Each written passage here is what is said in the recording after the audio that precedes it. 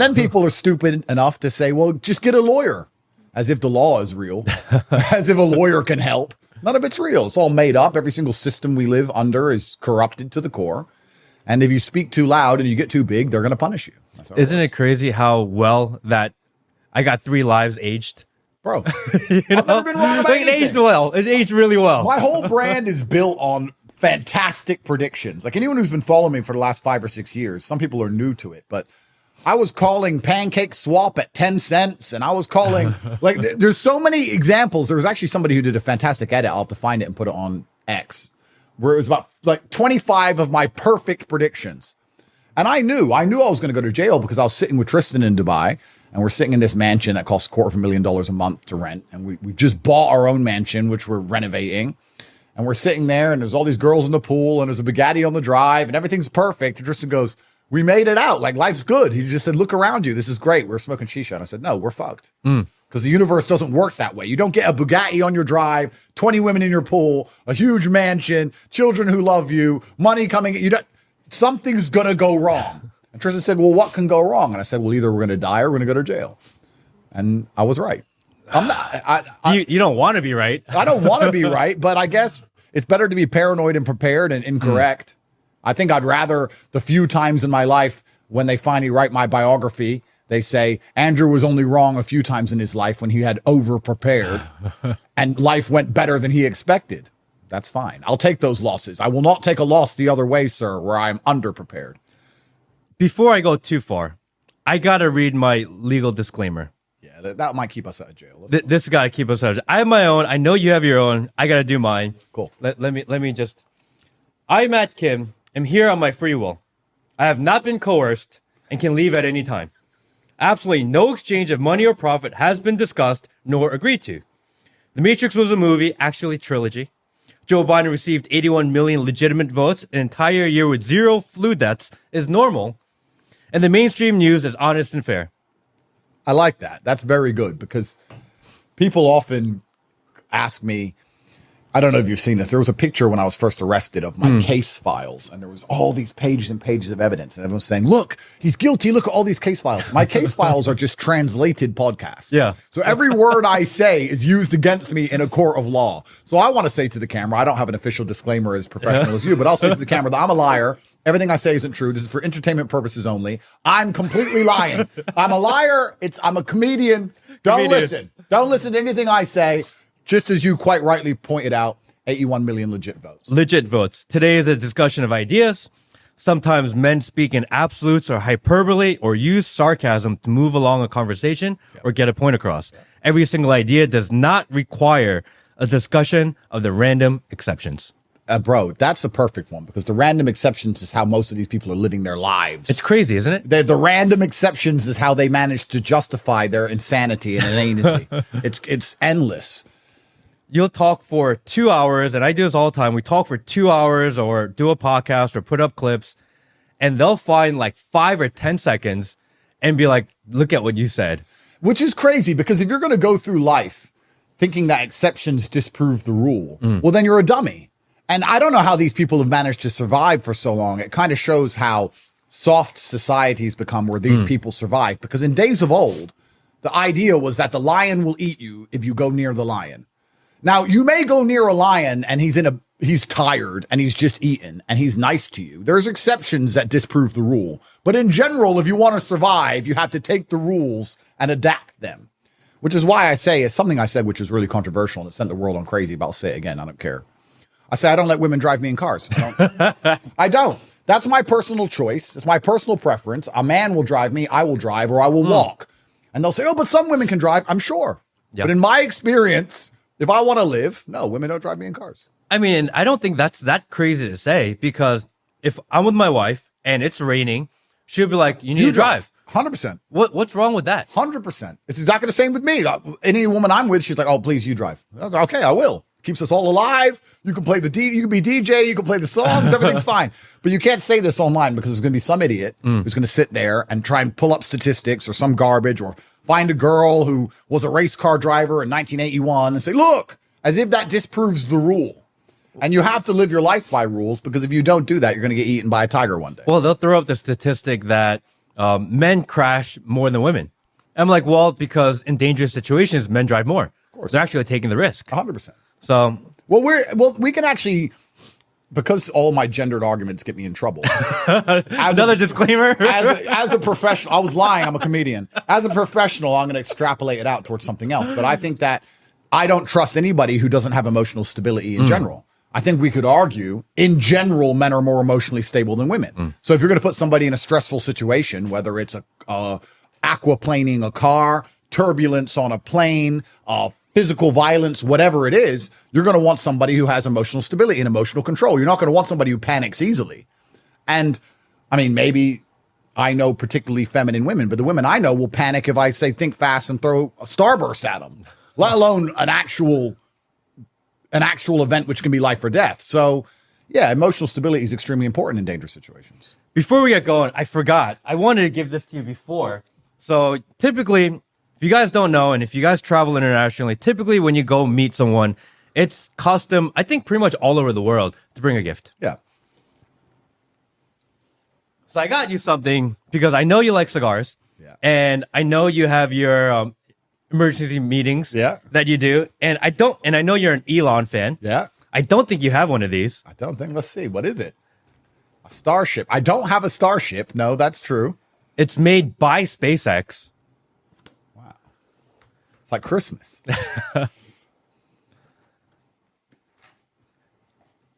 What is it? It's a lighter. No way. Yeah, dude. Bro, that's epic. That's epic. How do I even do it? I think you turn the top off. Oh, no, the twist the top? Yeah, twist the top off. And I can't fly with fuel in it, but yeah. And does it like a big flame? I don't know. I haven't put fuel in it yet. I'm going to fuel it up, bro. I've got my own spaceship. The haters are going to be really mad now. That's epic. That's genuinely an amazing present. Thank you very much. Oh, of course. Thank you. Thank you. I thought that'd be a fun one. I thought that's something that you guys could use on your set, and something that'd be pretty cool. Yeah, I mean, people often say you have all these cars, you have these boats and jets, but you have never been to space. You don't have the spaceship, but now you got a spaceship. Thank you. So before we start, I have a question for you. Yeah. Where did you come from, bro? You just blew up out of nowhere. I know. That's crazy, huh? Yeah. It's like one day it was bang. He talks sense. I was like, who is he? I don't know. He's just saying things that make sense. Last year, my daughter is a year and a half old. Mm-hmm. So I'll tell my story from the beginning. 2021 is when I first found you. Yeah. It was the Your Mama's House podcast. Yeah. And if you guys have never seen it, I think that's the best one you've ever done. Yeah, it was pretty good. Because it was a combination of your ideas with humor and your takes on some women. You can tell that a lot of it was for fun. Yep. You understood it. Yeah. It wasn't as polarizing then. This is before you kind of took over the whole internet. Please tell the Romanian judge that. It would help me. Because it's translated in the case file. Yeah, if you take it word for word and you translate it and you take out the nuance, you're like, all right, this guy hates women. Yeah. You could see it. Yeah. But if you hear it, and even Christine, she was laughing her ass off. Yeah. And the funniest part was, well, corporate Tate, if I'm a dumb bitch, she says this. Amazing. And that was a great episode, I thought. That's the first time I ever saw you on the internet. Yeah. And that was maybe August or October of 21, something like that. And I was like, this guy, super interesting. And then you started getting to your takes of get off your ass and do something. Depression isn't real. Yep. Like be something. The only people that are scared of ghosts are the people that believe in ghosts. 100%. I love that one. Yeah. And I remember it was 2021 and I was home during COVID. And my wife was like, we should stay home. And there's a whole story of why we had to stay home. Yeah. But for her health reasons, we couldn't risk it. Yeah. But I remember sitting home and I was feeling lax. And I don't want to say I was depressed, but I was feeling unmotivated. Mm-hmm. And I ran into you at just the most perfect time in my life. And I was like, I'm going to do something. So I started working on different businesses. And I was at home. I think it was a little bit over a year ago. I was at home. And I'm yelling at the TV, like most old men do now. Yeah. Yell at TV and you're like, that's bullshit. I don't believe that, whatever. And my wife, she's like, she came downstairs. She's like, seriously, go tell someone that cares because you're going to wake up your kid. Yeah. And I was like, do you know what? I will. And I came in the office. I'm like, I'm going to start a podcast. And like, what are you talking about? Dude, I feel like I'm going to do it. I've been watching Andrew Tate. I feel like I'm going to do this. Dude, nice. And I just turned it on one day and I went to my computer, how to start a podcast. Like that's how I'd never been on a podcast before. Yep. I'd never been in a studio before. I had no idea how to do any of this. And I'm just like, I'm just going to figure it out. Yep. Start day one, figure it out. And as you kind of experiment and you learn and you fail and you do things, you'll just improve. And I thought, if I start and maybe in 5 years, 10,000 people listen to me, Yep. that'd be a huge success. That's a lot of damn people. Yeah, it is. And somehow, I think in the last 8 months, it went from like no one's ever heard of me to, I don't know, maybe 500,000 to 1 million people per day see my face. It's incredible. It's And incredible. it's because I ran into you at just the most opportune time. Well, that makes that humbles me a little bit. Thank you, sir. But there was also a video you made, a particular video or something that was like that blew up. Was there one? Was there one video or was it gradual? I remember seeing just one video one day, and then I saw you every day. I made my first video. Okay, so Tucker Carlson got kicked off of Fox in May. Yeah. And I love Tucker. Yeah. I love everything that he does. And I love his approach of kind of informing people. It's like facts with a little bit of mixture of his opinion. Yeah. And he presents facts in a way to get his side of the story. I love that he's able to. Smart. It's smart, right? Because people are like, oh, he's fair. But no, like he's telling his story. I love that. Yeah. And I remember he got kicked off. And then I think it was June 18th, Father's Day, I ran into this story of these. It was in Seattle, a guy went up to a family in a Tesla and shot him cold dead. And the wife. And you want me to wear headphones? Bro, this is exactly what I'm talking about. I guarantee that guy in that Tesla was listening to music, sitting there. Bro, sorry to interrupt you. I don't want to interrupt your story, but that's perfect example. Yes, a couple days ago, I was in my car and we were sitting in traffic. I had a security team behind me and I'm sitting in the car. I've got a security car in front of me. And I'm looking in all the mirrors, and the chick goes to me, "What are you looking for?" I'm like, "Them." What do you mean? What am I doing? Them? Like, this dude was sitting in his Tesla, listening to Katy Perry, sitting there, bang, bang. That's how it goes, bro. Just like that. But the wife that was in the car with him, she was pregnant, 7 months pregnant. So sad, bro. And it was Father's Day, so I just started thinking about it, like, damn. And I made this video first time I ever did one of these talking head videos, and I said, on Father's Day, this one just hits hard, right? Because you have daughters, like it's a tough one, and I ended the story with how many people died that day because she was 7 months pregnant, and that really messed people up because all the people that are like abortion isn't real or they're not babies, but she was 7 months pregnant. They're like, my comment section went crazy because they couldn't. People who think that it's okay to abort kids, they're like, damn, but. This is a very difficult situation. Yeah. And that, my first time ever putting a video together like that, it did like 3 or 4 million views in like 2 days. Wow. And ever since then, that video, and then I did one about the submarine with billionaires in a submarine. Oh, bro, yeah. I was like, I don't care about these billionaires submarine, and then this idiots going in the middle with PlayStation controllers, and that one blew up. I mean, there's interesting points because we just talked about how exceptions don't disprove the rule. Yeah. And that's also, abortion's a subject where that happens all the time. Yeah. Where you say, I think abortion is wrong. What if she's raped? Yeah. Well, who gets pregnant from rape in general? Yeah. I mean, okay, yeah, perhaps. What if she's raped and the guy who raped her has AIDS? And it's like, bro, where is this argument going? Yeah. This is just going down a rabbit hole of insanity. And as for the Ocean Gate thing, the thing that always perplexed me about that, and I speak as somebody with a whole bunch of money. And I know I'm risk averse, as we've just discussed. The podcast has already begun. If you try and make me do extreme things, I'm like, no, walking to my car is extreme. No, thank you. But the fact that people went down on a submarine to the Titanic to look at the Titanic through a TV screen, as opposed to sending the submarine on its own and watching it on the TV screen from the yacht, is amazing to me. Yeah. I mean, I guess maybe they could sit and say, oh, but I'm closer to the... Bro, you're watching it through a screen. What's the difference? Yeah. And now you're crushed to death. In a little soda can. Bro. That was so stupid. I mean, yeah, it was hard to feel sorry for them. The memes were epic. I mean, obviously it was a terrifying thing, but the memes were off the chain. I kind of felt bad when I'd laugh at some of them. I'd be like, oh man, that must be scary. But I don't know. Didn't it cross their mind that this is just pointless? If they would have said to me, hey, you can go down in this little soda can. You can see the submarine. I was like, through what window? Oh, there's no windows. Through this screen. I would have said, okay, thank you. Then send the submarine. It takes like 6 hours to get down there or something. Yeah. You send the submarine. I'm going to spend the next 6 hours in the gym. And you let me know we're at the bottom. I got stuff to do. Yeah, it's not something I would have done. Yeah. You know what I mean? Crazy. So I want to ask you a kind of a question. I've been reading this book called Start With Why, Simon Sinek. I don't know if you know the book. Basically, it's the idea that if you can convince people of your why, then your how and your what are much easier sells. Why do you do what you do now? That's a very good question. I'm not a philanthropist. I don't do it from a philanthropic point of view. I do it because I think that if you have a large platform and you're a man and you're afraid to tell the truth, and you're a coward. So I do it for myself.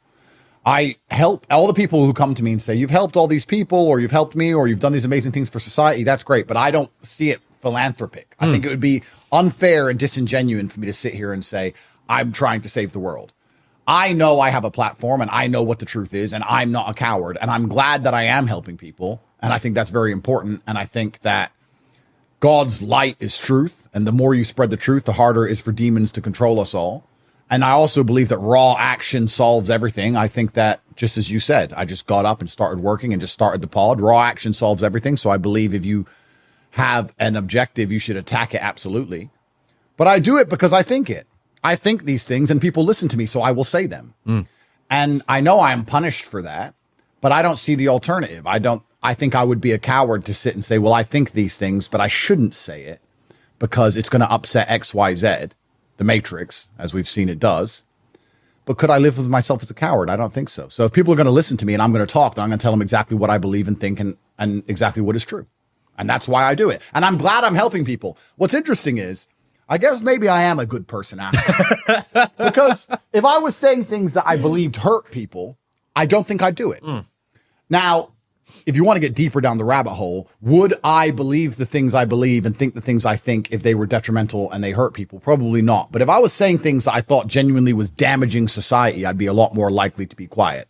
It's actually quite an interesting thought experiment for me to understand how I'd have a worldview which I believe propagating would damage society. I can't work that one out exactly. However, I know I'm helping people. I know I'm helping society.